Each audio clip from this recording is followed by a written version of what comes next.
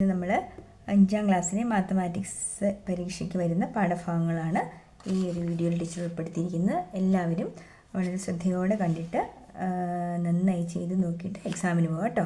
അപ്പം നിങ്ങൾക്ക് നല്ല ആത്മവിശ്വാസത്തോടുകൂടി പരീക്ഷ എഴുതാൻ പറ്റും, നല്ല മാർക്ക് സ്കോർ ചെയ്യാനും പറ്റും. ടീച്ചർ പറയുന്നത് പോലെ വീഡിയോ കണ്ട് മനസ്സിലാക്കിയിട്ട് പ്രോബ്ലംസ് ചെയ്തിട്ട് പോവാം. അപ്പോൾ ആദ്യ ഭാഗങ്ങളിൽ നിന്നുള്ള ചോദ്യങ്ങളുണ്ടാവും. ഈ പ്രാവശ്യം എക്സാമിന് നമ്മൾക്ക് ഭാഗങ്ങളുടെ സംഖ്യകൾ, സമയത്തോടൊപ്പം അതുപോലെ മെഷർ മാക്സ്, ഫ്രാക്ഷൻസ്, നമ്പർ റിലേഷൻ ഇതുവരെയുള്ള ചാപ്റ്റേഴ്സിൽ നിന്നായിരിക്കും എക്സാമിന് ചോദ്യം ഉണ്ടാവുക. അപ്പോൾ നമുക്കെല്ലാം ഒന്ന് ടീച്ചർ ഓടി കയറി ഇറങ്ങി പറയാമേ. ആദ്യത്തെ ഒരു ചോദ്യം ഇതാണ്: the fractional numbers that represent the shaded part in the picture are given below. താഴെ ഞാൻ കുറച്ച് ചിത്രങ്ങൾ ഷെയ്ഡ് ചെയ്ത് വെച്ചിട്ടുണ്ട്, കാണുന്നുണ്ടല്ലോ. ഒരു 4 ചിത്രങ്ങൾ ഇവിടെ ഷെയ്ഡ് ചെയ്ത് വെച്ചിട്ട് അതിന് ABCD എന്ന് പേര് കൊടുത്തിട്ടുണ്ട്. അപ്പോൾ ഈ ഫ്രാക്ഷണൽ പാർട്ടിന് കറസ്പോണ്ടിങ് ആയിട്ടുള്ള ഏത് ചിത്രങ്ങൾ കാണുമെന്നുള്ളതാണ് നമ്മളിവിടെ എഴുതേണ്ടത്. അപ്പോൾ ഇവിടെ നോക്കുക, ഇവിടെ കൊടുത്തിരിക്കുന്ന ഫ്രാക്ഷണൽ ഭാഗം ഫസ്റ്റ് വൺ 5/8, 8/5 എന്നുള്ളൊരു ഭാഗം, അതായത് 8 കഷ്ണങ്ങളാക്കിയിട്ട് 5 എണ്ണം നമ്മൾ ഷെയ്ഡ് ചെയ്തിട്ടുണ്ട്. 8 പാർട്ടുണ്ട്, അതിൽ 5 പാർട്ട് നമ്മൾ എന്ത് ചെയ്തു, ഷെയ്ഡ് ചെയ്തിട്ടുണ്ട്. അത് ഈ ചിത്രത്തിനകത്ത് ആരാണെന്നാണ് നിങ്ങൾ പറയേണ്ടത്. അപ്പോൾ നോക്കുക, നമ്മൾ ഇതാകെ 3 പാർട്ടാണുള്ളത്. ഇത് 1, 2, 3, 4, 5, 6, 7, 8 പാർട്ടുണ്ട്. ഇത് 2 പാർട്ടുള്ളൂ. ഇത് 1, 2, 3, 4, 4. അപ്പം 8 പാർട്ട് വന്നിരിക്കുന്ന ഏതാ? ഓപ്ഷൻ ബിയിൽ എത്ര ഷെയ്ഡ് ചെയ്തിട്ടുണ്ടെന്ന് 1, 2, 3, 4, 5. അപ്പോൾ ആൻസർ ബി ആണ്. എന്ത്? ഫസ്റ്റ് വണ്ണിൻ്റെ ആൻസർ കേട്ടോ. ഫസ്റ്റ് വണ്ണിൻ്റെ ആൻസർ ഈസ് ബി. ഇനി സെക്കൻഡ് ക്വസ്റ്റ്യൻ 1/2. ഇതിനകത്ത് 1/2, അതായത് 2 പാർട്ടുണ്ട്, അതിൽ 1 ഷെയ്ഡ് ചെയ്തിട്ടുണ്ട്. അത് ഇതിൽ ആരാണ്? ഓപ്ഷൻ സി ആണ് കേട്ടോ. അടുത്ത ക്വസ്റ്റ്യൻ 1/3. ഇതിൽ ആരാണെന്നാണ് ചോദ്യം. 1/3 പാർട്ട് വന്നിരിക്കുന്നത് ആർക്കാണെന്ന് നോക്കാം. ചിത്രത്തിൽ നമുക്ക് നോക്കാം. 1/3 വന്നിരിക്കുന്നത് 1, 2, 3 ഈ സർക്കിളിലാണ് 3 പാർട്ട് വന്നിരിക്കുന്നത്. അപ്പം നമുക്ക് എന്ത് എഴുതാം? ഓപ്ഷൻ എ ആണ് അതിൻ്റെ കറക്റ്റ് ആൻസർ. അടുത്തത് 3/4 വന്നിരിക്കുന്നത് എവിടെയാണ്? 4 എണ്ണത്തിൽ 3 എണ്ണം ഷെയ്ഡ് ചെയ്തിരിക്കുന്നത് ഓപ്ഷൻ ഡി ആണ്. ഓക്കെ, ക്ലിയർ ആയല്ലോ. ഇവിടെ ഒരു ചോദ്യം കൊടുത്തിട്ടുണ്ട്: draw A square and shade 1/8 part of it. ഒരു സമചതുരം വരച്ച് അതിൻ്റെ 8ൽ 1 ഭാഗം കളർ ചെയ്യുക എന്ന് പറഞ്ഞിട്ടുണ്ട്. അപ്പം നമ്മൾ എന്ത് ചെയ്യാൻ? ആദ്യം നമ്മളൊരു സ്ക്വയർ വരച്ചു, അതിനുശേഷം അതിനെ എന്ത് ചെയ്യുക? തുല്യം 4 ഭാഗമാക്കും. ആദ്യം നമുക്ക് എത്രണ്ണം വേണം? 8 പാർട്ട് വേണം. അതിന് തുല്യമായിട്ടുള്ള 4 പാർട്ട് ആദ്യം ആക്കി. ഈ ഓരോ ചെറിയ ചെറിയ സ്ക്വയേഴ്സിനെ ഒന്നുകൂടെ കട്ട് ചെയ്താൽ മതി. അതിന് എന്ത് ചെയ്യുക? സെൻറ്ററിൽ കൂടി സ്കെയിൽ ഇതാ ഇങ്ങനെ വെച്ചിട്ട് നേരെ കട്ട് ചെയ്താൽ മതി. ഈക്വലായിട്ടുള്ള 8 പാർട്ട് നമുക്ക് കിട്ടും. ഈക്വലായിട്ടുള്ള 8 പാർട്ട് കിട്ടി. അതിൽ ഒരെണ്ണം മാത്രം എന്ത് ചെയ്യുക? 8ൽ 1 ഭാഗമല്ലേ വേണ്ടേ? ആ 1 ഭാഗം മാത്രം നമ്മൾ എന്ത് ചെയ്യുന്നു? ഷെയ്ഡ് ചെയ്തെടുക്കുന്നു. ക്ലിയർ ആയോ? സോ ഇനി നമുക്ക് എന്തെന്നും കൂടെ എഴുതി വെക്കുക: 8ൽ 1, 8ൽ 1 ഭാഗം, അല്ലെങ്കിൽ 1/8 പാർട്ട് എന്നോട് എഴുതി വെച്ചാൽ മതിയാവും. ഓക്കെ, ഇനി ആ ചാപ്റ്ററുമായിട്ട് ബന്ധപ്പെട്ട അടുത്തൊരു ക്വസ്റ്റ്യനാണ്: write the fractional form of the measures given below. താഴെ തന്നിരിക്കുന്നതിൻ്റെ ഫ്രാക്ഷണൽ ഫോം എഴുതുക. ഭിന്നസംഖ്യാരൂപത്തിൽ നമ്മൾ എഴുതുക. ഭിന്നസംഖ്യാരൂപത്തിൽ എഴുതുക എന്ന് പറഞ്ഞാൽ അറിയാമല്ലോ, 1.5 ലിറ്റേഴ്സ്. അപ്പോൾ 1.5 എന്ന് എഴുതുന്നത് നമ്മളെങ്ങനെയാണെന്നറിയോ? 1 ആദ്യം എഴുതി ഹാഫ് എന്ന് എഴുതുന്നത് ഇങ്ങനൊരു 1/2 എന്നും കൂടി എഴുതണം. 1.5 ലിറ്റേഴ്സ്. ഇതാണ് ഇതിൻ്റെ ആൻസർ, 1.5 ലിറ്റേഴ്സ്. ഇതിനെ 1/2 എന്ന് പറഞ്ഞാൽ നമ്മളതിനെ ഹാഫ് എന്ന് വിളിക്കും. ദെൻ 1/4 എന്ന് വെച്ചാൽ ക്വാർട്ടർ എന്ന് വിളിക്കും.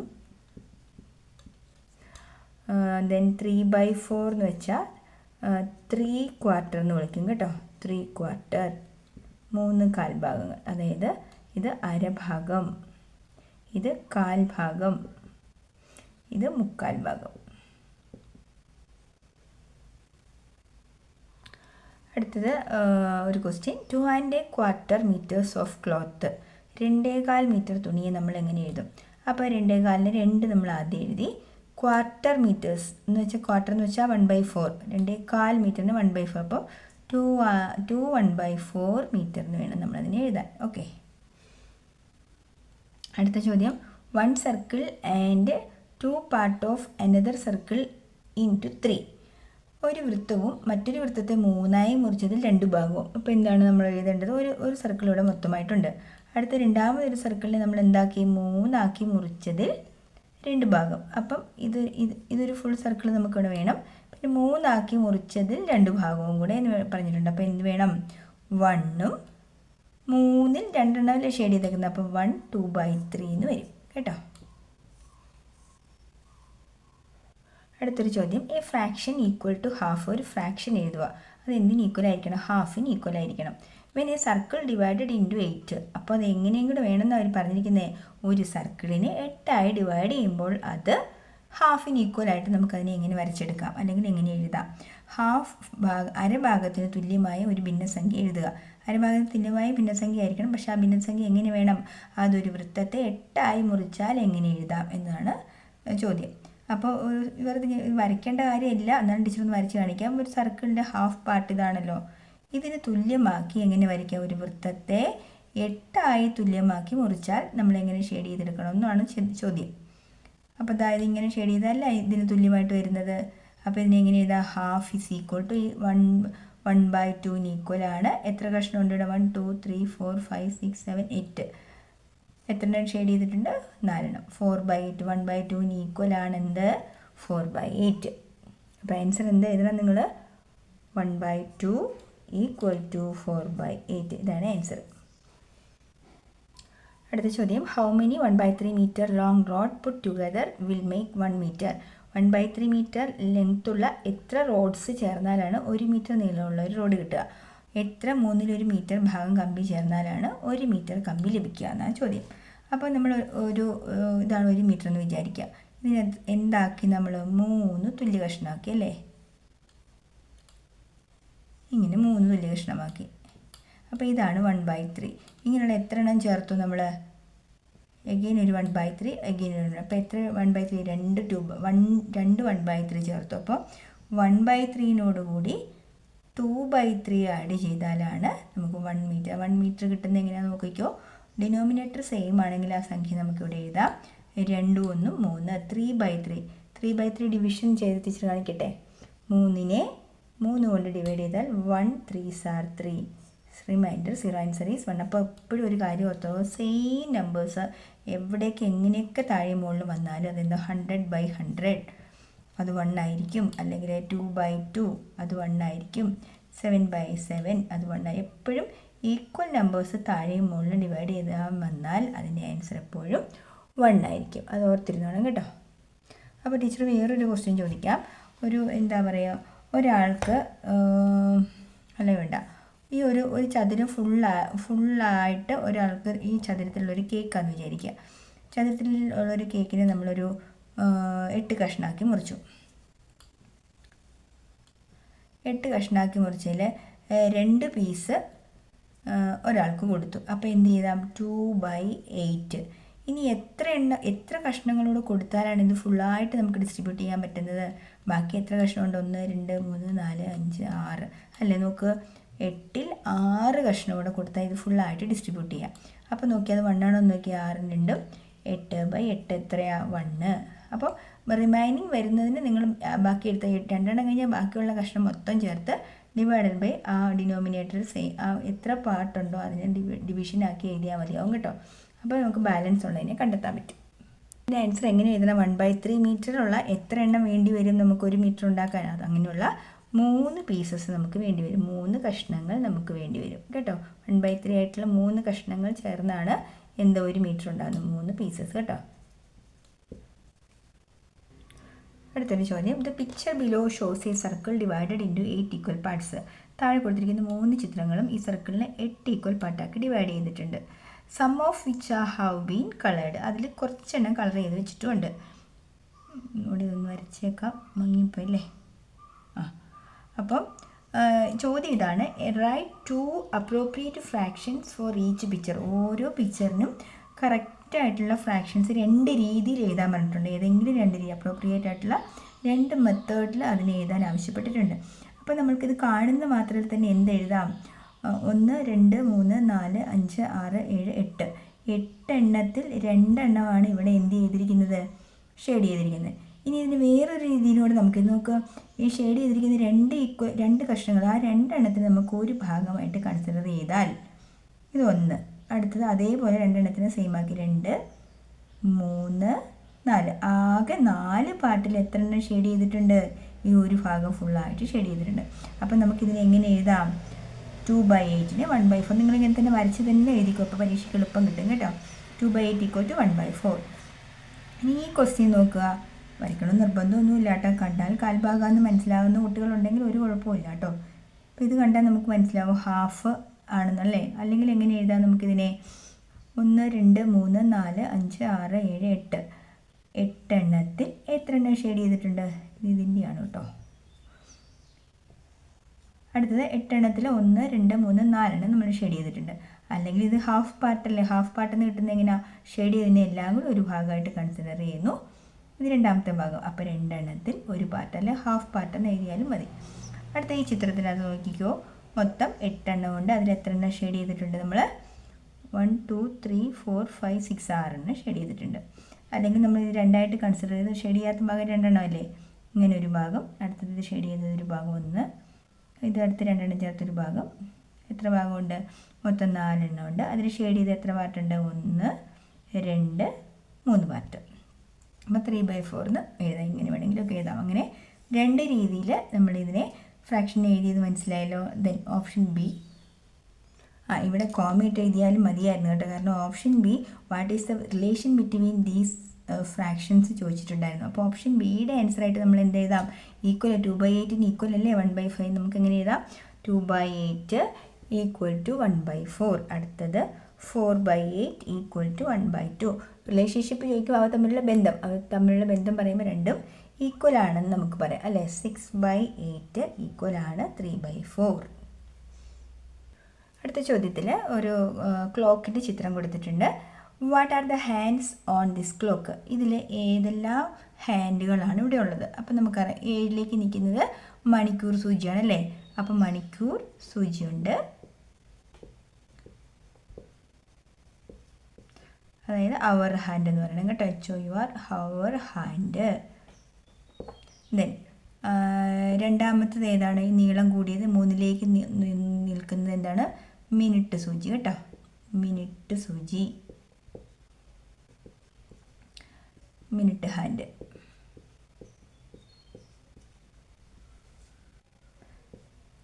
അടുത്തത് മൂന്നാമത്തതായി ചെറിയ നാരോ ആയിട്ടുള്ള ഒരെണ്ണം കാണുന്നുണ്ടോ? കാണാവോ? അത് ചെറിയ ടീച്ചറോട് ചെറിയ ഡോട്ടഡ് ലൈൻ കൊടുക്കാവേ. ഇതേത് സൂചിയാണെന്നറിയോ? അതാണ് സെക്കൻഡ് സൂചി.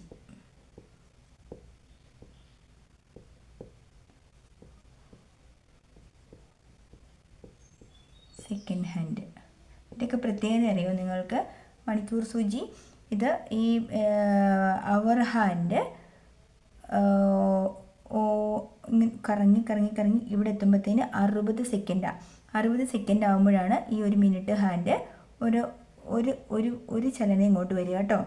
അപ്പം 1 മിനിറ്റ് ഇസ് ഈക്വൽ ടു 60 സെക്കൻഡ്സാണ്. 1 മിനിറ്റ് എന്ന് പറഞ്ഞാൽ 60 സെക്കൻഡാണ്. അതുപോലുള്ള 60 മിനിറ്റ് ചേരുമ്പോഴാണ് ഒരു അവർ ആവുന്നത് കേട്ടോ. ക്ലിയർ അല്ലേ? ഒരു മണിക്കൂർ എന്ന് പറയുന്നത്. അടുത്ത ചോദ്യം, ഇതിൽ ഏത് ഹാൻഡാണ് ഭയങ്കര സ്പീഡിൽ മൂവ് ചെയ്യുന്നത്? Which hand turns fastest? ഏറ്റവും വേഗതയിൽ പോകുന്നത് ആരാണ്? സെക്കൻഡ് സൂചി അല്ലേ, സെക്കൻഡ് ഹാൻഡ്.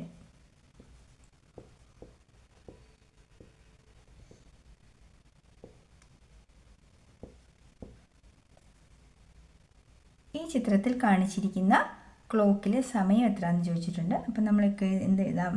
7:15. ഓക്കെ, 7:15 7:15 എന്ന് നമുക്ക് പറയാം കേട്ടോ. അടുത്തൊരു ചോദ്യം, draw A picture of clock and mark the time as 8:30. 8:30 എന്ന് വെച്ചാൽ 8:30 ആണ് കേട്ടോ, 8:30. അപ്പോൾ 8:30 നമ്മൾ വരയ്ക്കുന്നത് എങ്ങനെയാണ്? 8ലേക്കായിരിക്കണം അവർ ഹാൻഡ് നിൽക്കേണ്ടത്. അവർ ഹാൻഡ് നിങ്ങൾ നന്നായിട്ട് വൃത്തമൊക്കെ വരച്ച് നമ്മളെങ്ങനെയാണെന്ന് അറിയാം പിള്ളേർ ഇത് മാർക്ക് ചെയ്യുന്നത്. നിങ്ങൾക്കിത് മാർക്ക് ചെയ്യുന്നത് തെറ്റിപ്പോയിരിക്കാൻ ടീച്ചർ ഒരു മാർഗ്ഗം പറഞ്ഞുതരാം. ഈ സർക്കിൾ നിങ്ങൾ ആദ്യം വരയ്ക്കുക. അതിനുശേഷം ഒരു സ്കെയിലെടുത്ത് ഇങ്ങനെ നേരെ ഒരു സെൻറ്ററിൽ നിന്ന് അല്പം മാറ്റി ഇങ്ങനെ വെച്ചിട്ട് 12 ഇവിടെ എഴുതുക, 6 ഇവിടെ എഴുതുക. അപ്പോൾ നമുക്ക് നേരെ എഴുതാൻ പറ്റും. അതുപോലെ സ്കെയിൽ ഇതാ ഇങ്ങനെ വെച്ചിട്ട് ഉണ്ട്. സ്കെയിൽ നിങ്ങൾ ഇങ്ങനെ വെക്കണം, സെൻറ്ററിൽ കൂടി ഇങ്ങനെ ആ ഒരു നിങ്ങൾ സർക്കിൾ വരയ്ക്കാൻ ഒരു കുത്ത് കിട്ടത്തില്ലേ, ആ കുത്തിൻ്റെ തൊട്ട് താഴെ കൂടി നിങ്ങൾ ഈ ലൈൻ വെച്ചിട്ട് ഇവിടെ മാർക്ക് ചെയ്തിട്ട് ഇവിടെ 9 കൊടുക്കുക, ഇവിടെ 3 കൊടുക്കുക. ഇതിൻ്റെ ഇടയിൽ 2 പേരെ കയറ്റണം. നോക്കുക, 1 2 ഒരു സെയിം ഡിസ്റ്റൻസിൽ നിങ്ങൾ കൊടുത്താൽ മതി കേട്ടോ. അപ്പോൾ നിങ്ങൾക്ക് നല്ലപോലെ ചെയ്തെടുക്കാൻ പറ്റും. മനസ്സിലായല്ലോ. ഇനി 8ലേക്കായിരിക്കണം എന്തോ അവർ ഹാൻഡിന് സ്വല്പം നീളം കുറവാണ്, അത് നിങ്ങൾ ശ്രദ്ധിച്ചോണം. ദെൻ മിനിറ്റ് ഹാൻഡിന് സ്വല്പം നീളം കൂടുതലാണ്. പിന്നെ മറ്റേ ഡോട്ടഡ് ലൈന് ചെറുതായിട്ടൊന്ന് കൊടുത്താൽ മതി കേട്ടോ, ചെറുതായി ലൈറ്റായിട്ട് വരച്ചാൽ മതി. ഇതാണ് 1/2 8:30 വരയ്ക്കുമ്പോൾ ഒരു 8 സ്വല്പം 8 കടന്ന് നിൽക്കുന്ന പോലെ വരച്ചോ കേട്ടോ, ഇങ്ങനെ വരച്ചു. അടുത്തൊരു ചോദ്യം. If a train scheduled to depart Mangalore at 18:50 on December 4th left 20 minutes late. ഒരു ട്രെയിന് ബാംഗ്ലൂർക്ക് പുറപ്പെടുന്നത് 18:50. 18:50 എന്ന് പറഞ്ഞ സമയം നിങ്ങൾക്കറിയാവോ പിള്ളേരെ? അതായത് നമ്മൾക്കറിയാം 12, വേഗം ഒന്നൊന്നര വരച്ച് കാണിക്കുക. 12, 6, 3, 9, 1, 2, 4, 5, 7, 8, 10, 11. ഇതാണല്ലോ ക്ലോക്കിൻ്റെ രീതി. അപ്പം മിനിറ്റ് ഹാൻഡ് നമ്മൾ 1, 2, 3, 4, 5, 6, 7, 8 ഇവിടെ വരെ എത്തുമ്പോഴത്തേന് 12 മണിയാണ്. 12 കഴിഞ്ഞിട്ടുള്ള ഈ 1-നെ നമ്മൾ 13 എന്നാണ് പറയാറ് കേട്ടോ. 24 hour ക്ലോക്കിൽ ഇത് 13, 14, 15, 16, 17, 18. അപ്പോൾ 18:50 എന്ന് പറഞ്ഞാൽ എത്രയാണ് സമയം? യഥാർത്ഥത്തിൽ 6:50. അപ്പോൾ 18:50 പുറപ്പെടണം. 6:50 വൈകുന്നേരം 6 PM. 6 PM-ന് 6:50 PM. PM എന്ന് പറഞ്ഞാൽ അത് പറഞ്ഞില്ലല്ലോ പിള്ളേർ. PM-ഉം AM-ഉം 12 മണിക്ക് ശേഷം, ഉച്ചയ്ക്ക് 12 മണിക്ക് ശേഷമുള്ള സമയങ്ങളെ നമ്മൾ PM എന്നും 12-ന് മുൻപുള്ള സമയങ്ങളിൽ നമ്മൾ AM എന്നുമാണ് ഡിനോട്ട് ചെയ്യാറ്. 12 മണിക്ക് ഉച്ച കഴിഞ്ഞ ശേഷമാണല്ലോ 6 PM. അപ്പോൾ 6:50 PM എന്ന് പറയുന്നതാണ് എന്ത്? 18.50 എന്ന് പറയുന്നത്. അപ്പോൾ നമ്മൾ PM അവിടെ ഉപയോഗിക്കേണ്ട. റെയിൽവേ ടൈം എപ്പോഴും 24 hour ക്ലോക്കിലാണ് പ്രവർത്തിക്കുന്നത് കേട്ടോ. അപ്പോൾ 18:50-നാണ് യഥാർത്ഥത്തിൽ ആ മാംഗ്ലൂർ ട്രെയിൻ പുറപ്പെടേണ്ടത്. പക്ഷേ അന്ന് എന്ത് സംഭവിച്ചു? Left 20 minutes late, 20 minute late ആയിട്ടാണ് പുറപ്പെട്ടത്. അങ്ങനെയാണെങ്കിൽ അത് പുറപ്പെട്ട സമയം എപ്പോഴെങ്ങനെ കണ്ടുപിടിക്കുക? 6:50-ൻ്റെ കൂടെ 20 മിനിറ്റ് കൂടെ കൂട്ടിക്ക്. 6:50-ഉം 10-ഉം 7 മണിയായി. 7:50-ഉം 10-ഉം 6:50-ഉം 10-ഉം 7 മണി. 7-ൻ്റെ കൂടെ 10 മിനിറ്റ് കൂടെ 7:10 ആയി. 7:10 എന്ന് പറഞ്ഞാൽ എത്രയാണ്? 19:10 അല്ലേ? 18 തൊട്ടടുത്ത നമ്പർ 19. 19:10 എന്ത്? ട്രെയിൻ പുറപ്പെട്ട സമയം. ട്രെയിൻ പുറപ്പെട്ട സമയത്തെ നമ്മൾ AM ആയിട്ട് PM ആയിട്ട് ഡിനോട്ട് ചെയ്യാൻ പറഞ്ഞിട്ടുണ്ട്. അപ്പം 19:10 എന്ന സമയം ടീച്ചർ പറഞ്ഞില്ലേ, 7:10 PM ആണ്. ഈവനിങ് സന്ധ്യാസമയമാണ്. നമ്മളതിനെ PM എന്നാണ് പറയാറ് കേട്ടോ. Then option C. അടുത്തൊരു ചോദ്യം. If the train reached Trivandrum at 10:30 the next day what was the total time taken for the journey. അപ്പം നമ്മൾ തലേ ദിവസം 7:10-നാണ് പുറപ്പെട്ടത്. ആ ജേർണി രാത്രി 12 മണി കഴിഞ്ഞ് നമ്മൾ ആ ജേർണി എപ്പോൾ എത്തി? പിറ്റേന്ന് രാവിലെ 10:30-ക്കാണ് അവിടെ എത്തുന്നത്. ഇത് 12 മണി എന്നുള്ള കേട്ടോ, ഇവിടെ 12 മണിക്കൂർ നല്ല അർത്ഥം. അപ്പോൾ നമ്മൾ ഇത് എങ്ങനെ സമയം? 7:10 മുതൽ 12 മണി വരെ എത്ര മണിക്കൂർ ഉണ്ടായിരുന്നു നോക്കണം. അപ്പോൾ ഈ 12 മണിയെ നമ്മൾ 11:60 എന്ന് എഴുതണം കേട്ടോ. 11:60-ൽ നിന്ന് 7:10 മൈനസ് ചെയ്താൽ എത്ര മണിക്കൂർ ട്രാവൽ ചെയ്തു എന്നറിയാലോ? 0, 6 കുറച്ച് 5, 11 4, 7 കുറച്ച് 4. അപ്പോൾ ഇവിടെ വരെ 4.50 മണിക്കൂറുണ്ട് കേട്ടോ. 4 മണിക്കൂർ 50 മിനിറ്റും. ഇത്രയും സമയമാണ് ഇവിടെ എടുത്തിരിക്കുന്ന യാത്രാ ടൈം എന്ന് പറയുന്നത് കേട്ടോ.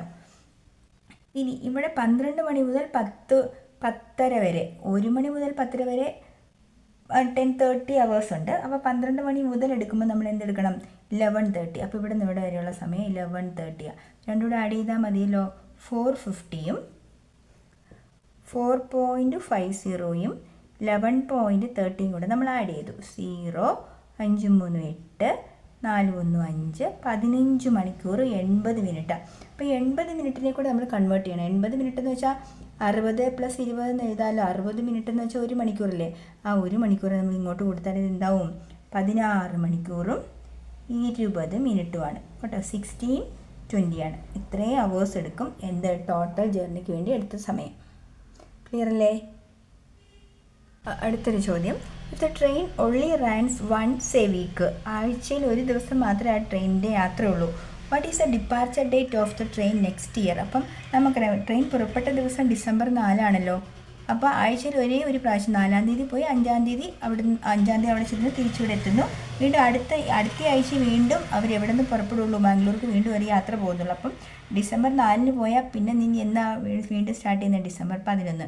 4, 7, 11. അടുത്ത എന്താ? ഡിസംബർ 18. അടുത്തത് എല്ലാ 7 കൂട്ടണം കേട്ടോ. 18, 7, 25. അടുത്തത് ഡിസംബർ 25, 7, 32. നമുക്ക് എന്താണ് ഡിസംബറിൽ 31 വരെയല്ലേ ഉള്ളൂ. അപ്പം 31 കഴിഞ്ഞാൽ 32ാമത്തെ ഡേറ്റ് എന്ന് പറയുന്നത് ജാനുവരി 1. അപ്പം നെക്സ്റ്റ് ഇയറിൽ ആ ട്രെയിൻ പുറപ്പെടുന്ന ഏത് ദിവസമാണ്? ജാനുവരി 1-ാം തീയതി ആയിരിക്കും. ക്ലിയർ അല്ലേ? ഈ താഴെ പറയുന്ന ചോദ്യങ്ങളുടെ ഉത്തരം ഒന്ന് പറയാൻ പറ്റുമോ ശ്രമിക്കണം. Write the answers to the questions related to the measurement given below. തന്നിരിക്കുന്ന അളവുകൾക്ക് അനുസരിച്ചുള്ള ഉത്തരങ്ങൾ നിങ്ങൾ പറയാൻ പറ്റുമോ ശ്രമിക്കണേ. ഇതാണ് ചോദ്യം. If 1 centimetre divided into 10 equal parts, what is the length of 1 part? 1 സെൻറ്റിമീറ്ററിനെ 10 തുല്യ ഭാഗമാക്കിയാൽ 1ൻ്റെ നീളം എത്രയാണ് ചോദ്യം. ഇവിടെ ടീച്ചർ സ്കെയിൽ കാണിക്കാം. ഇതാണ് നോക്ക്. 1 സെൻറ്റിമീറ്റർ എന്ന് പറഞ്ഞാൽ ഇവിടെ മുതൽ കാണാവോ? 1 സെൻറ്റിമീറ്റർ ഇതാ ഇവിടെ മുതൽ ഇവിടെ വരെയുള്ളൂ. ഇതിനെ 10 തുല്യ ഭാഗമാക്കിയാൽ നമുക്ക് കിട്ടുന്ന എന്താണ്? 1 മില്ലിമീറ്റർ ആണ് കേട്ടോ. 1 മില്ലി അല്ലെങ്കിൽ 1 സെൻറ്റിമീറ്ററിനെ 10 തുല്യ ഭാഗം 1നെ 10ആയി മുറിക്കുക. 1/10 സെൻറ്റിമീറ്റർ എന്ന് എങ്ങനെ വേണമെങ്കിലും 1 മില്ലിമീറ്ററും അല്ലെങ്കിൽ 1/10 സെൻറ്റിമീറ്റർ എങ്ങനെ എഴുതിയാലും കറക്റ്റാണ് കേട്ടോ. How many millimetres are there in 8 centimetre and 7 millimetre? 8 centimetre 7 millimetre അതിനെ മില്ലിമീറ്ററായി മാത്രം എഴുതുക. അപ്പോൾ എന്ത് ചെയ്യണം? നമുക്കറിയാം 1 സെൻറ്റിമീറ്റർ എന്ന് പറഞ്ഞാൽ 10 മില്ലിമീറ്റർ ആണല്ലോ. 2 സെൻറ്റിമീറ്റർ എന്ന് വെച്ചാൽ 20 മില്ലിമീറ്റർ ആണല്ലോ. അത് കാണാം നമുക്ക്. 1 സെൻറ്റിമീറ്ററിനകത്ത് 10 ചെറിയ ചെറിയ വലകളുണ്ട് കേട്ടോ. 2 സെൻറ്റിമീറ്റർ ആകുമ്പോൾ 20 മില്ലിമീറ്റർ. അപ്പം 8 സെൻറ്റിമീറ്റർ ആകുമ്പോൾ എത്ര മില്ലിമീറ്റർ ഉണ്ടാവും? 80 മില്ലിമീറ്ററിൻ്റെ കൂടെ എന്തുകൂടെ ചേർക്കണം? 7 മില്ലിമീറ്ററോടെ രണ്ടും കൂടി എന്ത് ചെയ്താൽ മതി? ആഡ് ചെയ്താൽ മതി. ദാറ്റ് ഈസ് 87 മില്ലിമീറ്റർ ആണ് ആൻസർ. ഓക്കെ. അടുത്തത് 4 മില്ലിമീറ്ററിന് സെൻറ്റിമീറ്ററിൽ എഴുതുക. അപ്പോൾ 4 മില്ലിമീറ്റർ എന്ന് വെച്ചാൽ ഇങ്ങനെ ഒരു ഇത് 1 ചെറിയ ചെറിയ ചെറിയ കുറേ വരകൾ, 5ാമത്തെ വര വീണ്ടും ചെറിയ ചെറിയ 5 വര, അതിനുശേഷം 2. അപ്പം ഇവിടെ നോക്കുക, ഒരെണ്ണം കൂടിപ്പോയിട്ടോ.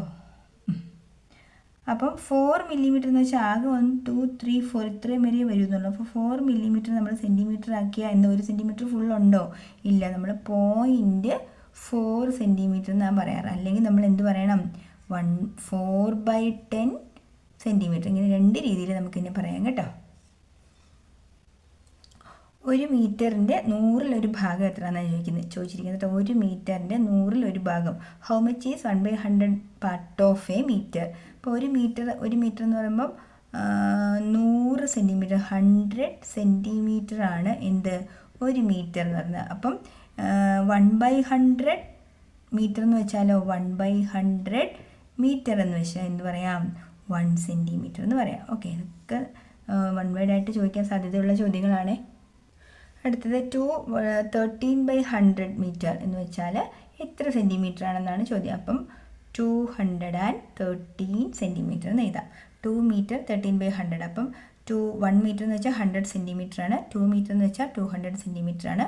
പിന്നെ 13 സെൻറ്റിമീറ്റർ. അപ്പോൾ 213 സെൻറ്റിമീറ്റർ.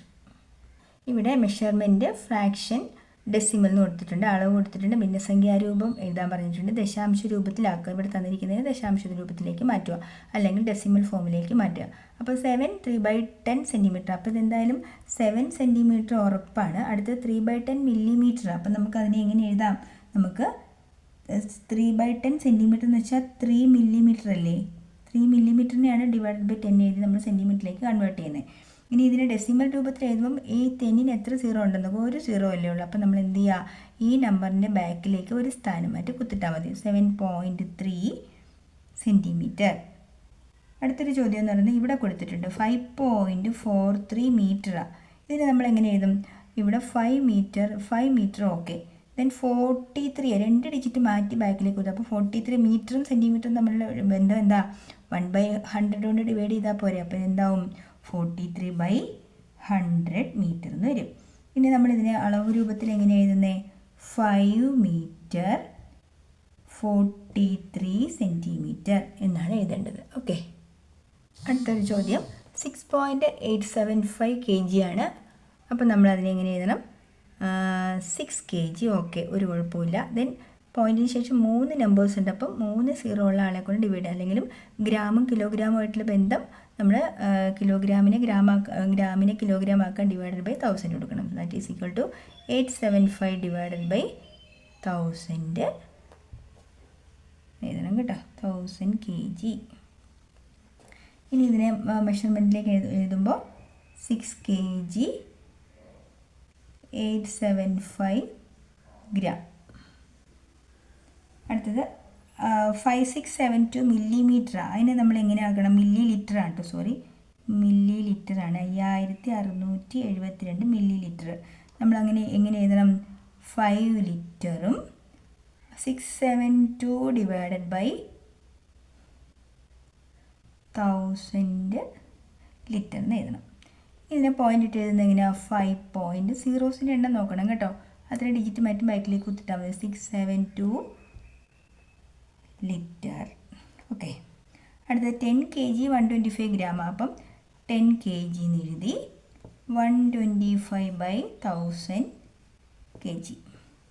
പോയിന്റ് ഇട്ട് എഴുതുമ്പോൾ 10.125 kg. ഓക്കെ, ഇവിടെ നമുക്ക് ചില ഡിവിഷൻസ് ഒക്കെ ഒന്ന് ജസ്റ്റ് നോക്കി പോകാവേ. നമുക്ക് മെൻ്റലി ഡിവൈഡ് ചെയ്യാനാണ്, യഥാർത്ഥത്തിൽ ഡിവൈഡ് ചെയ്താലും കുഴപ്പമൊന്നുമില്ല. അപ്പോൾ 39 ഡിവൈഡ് ബൈ 3നെ നമ്മൾ 30 + 9 ഡിവൈഡഡ് ബൈ 3 എന്ന് എഴുതുക. എന്നിട്ട് എന്ത് ചെയ്യുക? 30 ഡിവൈഡഡ് ബൈ 3യും പ്ലസ് 9 ഡിവൈഡഡ് ബൈ 3യും ചെയ്യുക. 30 ഡിവൈഡ് ബൈ 3 3യുടെ ടേബിളിൽ എപ്പോഴാണ് 30 വരിക? 10ലാണ്.